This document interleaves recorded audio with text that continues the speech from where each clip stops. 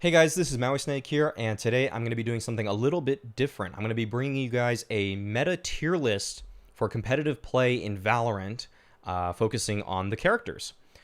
And I want to give a big shout out to Drone, who is currently playing for Mauspaz in North America. You may remember him in the Counter-Strike scene as he played for Envy, but lately his team of Wardell, Cutler, Sabrosa, and Hayes have been doing really well in a lot of the online tournaments that have been kind of the top ones, I would say, for North America thus far. Thousands of dollar prize pools, and they're already really making a big name for themselves, and I want to just give a big thanks to him. So, moving into it, I want to classify the heroes before talking about the list just yet. There is Sage, there is Info heroes, there are Smoke heroes, there are Flash heroes, and that's pretty much the only relevant categories.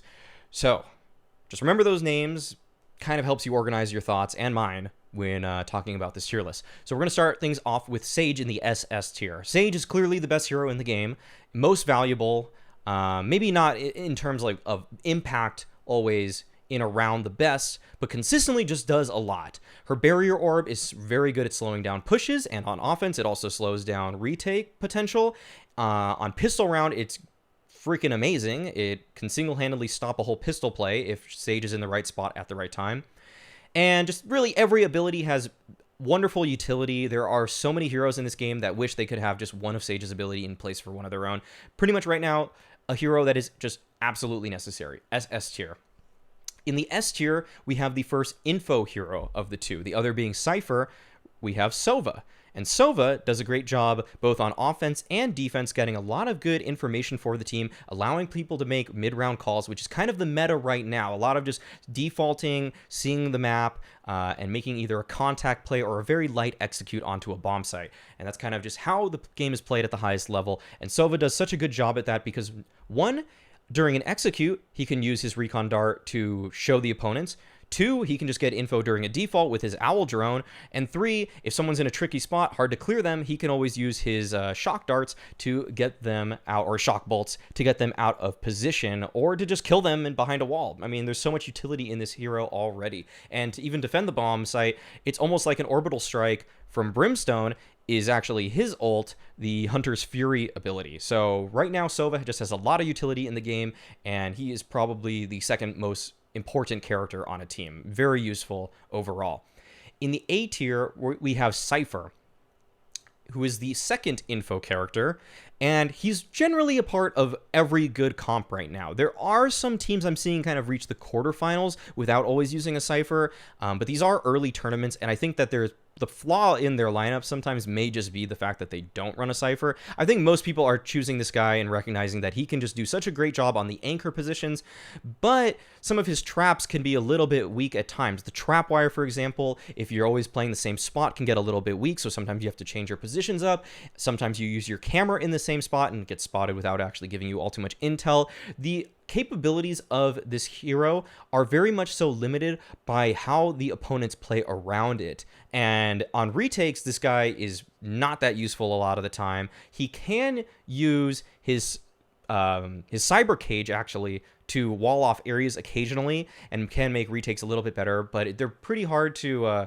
just place wherever you want to in the middle of a hectic gunfight or retake. So that's why he's in the A tier, still part of a lot of great lineups.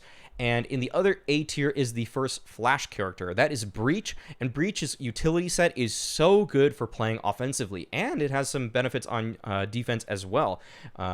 His Aftershock ability is probably the weakest of his abilities, but it actually usually forces people out like a Molotov would, so it has a lot of utility in that. It's when he shoots through the wall and is able to get them out of their position.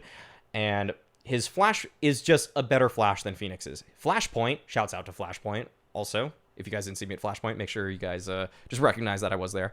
And it's just basically a better Phoenix right now. The Flash goes through a wall, meaning that anyone playing behind a big box on site, which generally is kind of how a lot of these sites are designed on maps, can just get flashed, and he has to just swing, or he just has to spin incredibly fast and swing back. But there's just a lot of utility in this character. His ultimate as well can stop plants and also help him take sites. There's so much utility for that as well. That Rolling Thunder is just so devastating to get destroyed by. So very good hero overall. And even his little stun, The Fault Lines ability is very strong in its own sense. It's like another way to clear people out. So a lot of utility with this character. Definitely the better character when composing a lineup than Phoenix right now. So the B tier is the smoke category, pretty much.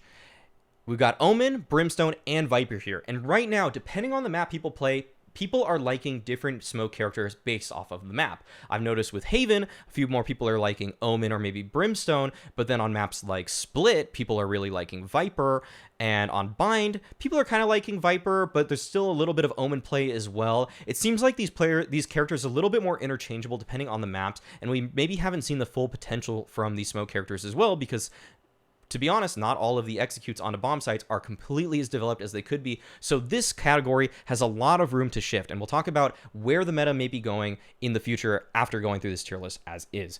C tier is the Phoenix. I've noticed that some teams like to run this hero when they get to maybe the quarterfinals, semifinals of tournaments, but for the most part, he's been considered just a worse version of Breach. Haven't been seeing Phoenixes win any tournaments. Kind of just a good pump stomp. Kind of toes the line between pub stompy solo plays and a little bit of team play with his wall and his flash, but his wall doesn't even go very far either, so it's likely that that might change. He might even move down in the future. But the F category is just Jett and Raze, and right now these characters are just too selfish to really effectively insert themselves into a team composition at a high level. Maybe if this video were made 2 weeks ago, Raze would have been higher up because she had way more utility when she had 2 grenades and did more damage with her abilities. But right now, Jett is just too weak on defense, doesn't really do enough, very much so pigeonholed. On offense, she's incredible because she can entry into bomb sites, create a lot of crosshair disruption. But on defense right now, she seems maybe that her only role could be as an operator user, so using the op. But other than that, it's not really as great to anchor using Phoenix because your smokes only last just a couple of seconds, and dashing around on defense is not really necessary, as you usually just want to hold your line in this game because the peeker's advantage, there's still peeker's advantage in this game. Let's not get that confused, despite what the developers have said. But there is less in this game. The movement speed is slower. The tagging is really good. So if people are coming into the bomb site and you do damage to them, it's very easy. It's easier actually to get multi-frags in this game sometimes than you'd otherwise think by just holding an angle. So now let's get into the second part of this video, how the meta might change. And this is all based off of what I've talked about with Drone. We kind of theory crafted this. Where can some of these heroes move up and down? So starting at the top again, Sage, that's stuck there. Sova, he's doing a great job. Unless abilities get nerfed. This is all, of course, assuming that abilities are just going to stay the same. Sova's going to stay there. But Cypher, he actually might move down to the possibly B tier. Because as more people are getting used to his trap wires and his cyber cages, people are getting better at playing around those. And also the camera spots are getting kind of discovered as well. And it seems like also Riot doesn't like when there's really crazy camera positions that are very hard to see. So they're kind of actually nerfing Cypher as this is moving on.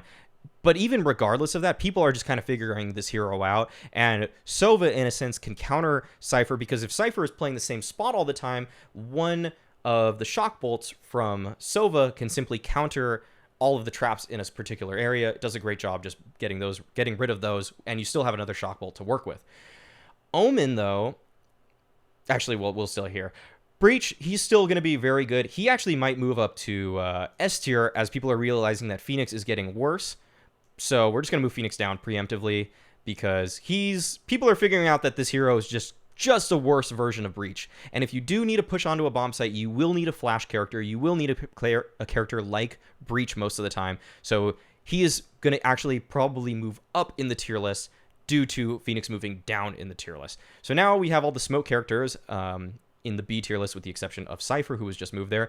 And what Drone and I were talking about is that it seems like characters like Viper and Omen will eventually edge out Brimstone. Right now, Brimstone is very easy to use for teams because it's just very easy to pull out your sky smokes menu and to just smoke things off the way you want them to. But people are figuring out how to throw one-ways more with Omen, and with Viper to defend, you can have a lot of one-ways as well.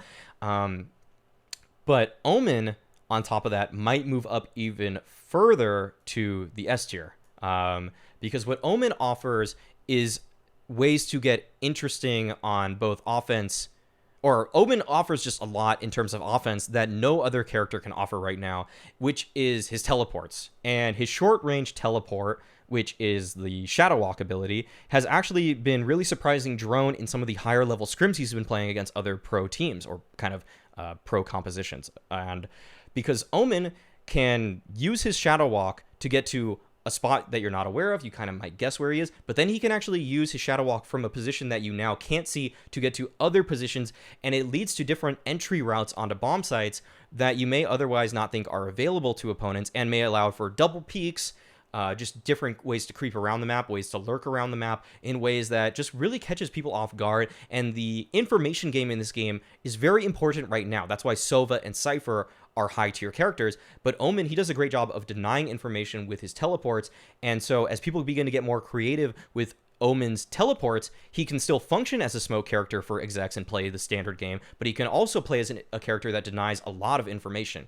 And that's why one of the ways that Viper is getting interesting as well. People are finding out a lot of lineups for her wall and for her smokes so that you can deny pretty much half of the map at times, or half of an entire bomb site. You can deny so much control on maps like Bind because you can wall off the entire bomb site, so the players that are in bathrooms that might be pushed there are split off from the players in heaven, and that kind of wall exec is just so powerful, and it can be done at any time in the round, and you don't know if that's actually indicating that there is an exec going on or not, whereas Brimstone, you're pretty much all in on those smokes. When you drop your smokes, you pretty much have to go with them because you're not going to recharge those for the rest of the round. Viper can keep putting the wall up, putting the wall down, emit a toxic cloud, put it away. There's so many ways to deny information that Viper might be moving up in the tier list very shortly. As for Brimstone, probably going to move him down to the C tier then in the future, just given that these other smoke characters are becoming more and more powerful and people are finding out more and more ways to use them. And with the F tier, they will probably still stay where they are. Phoenix is the newest addition after what I talked about with Breach moving up and Phoenix just falling down. And that just kind of goes hand in hand. So that's pretty much a future tier list for you guys right here. But if you guys have any questions, comments, be sure to discuss below. I'm going to be still making Counter-Strike content, guys. You guys don't have to fear. It's just going to be both coming out of this channel. I don't have the follower base where I'm really worried about a huge chunk of you guys leaving. Sorry if really you're not into Valorant, just don't watch the video, you know? But if you guys stuck around for all of this, be sure to talk more about it in the comments. I'm interested to see how the meta for this game develops. I'm interested to see where this game goes, and I do not think this is a Counter-Strike killer. I don't think that Counter-Strike is going anywhere. It's just too eternal of a game. It's too good in so many different ways right now that Valorant, it's nice to see some healthy competition like this between Riot and Valve. But other than that, that's going to be it. Hopefully you guys enjoyed this. Hopefully it enlightened you to things you can look at when you guys are watching Valorant Pro games in the near future, and what you guys identify. Be sure to just tweet at me on Twitter at Mauisnake. If you really want to see what's going on in my life during quarantine, maybe follow me on Instagram as well. But as always, just like and subscribe, comment below, and as per usual, being toxic is a choice.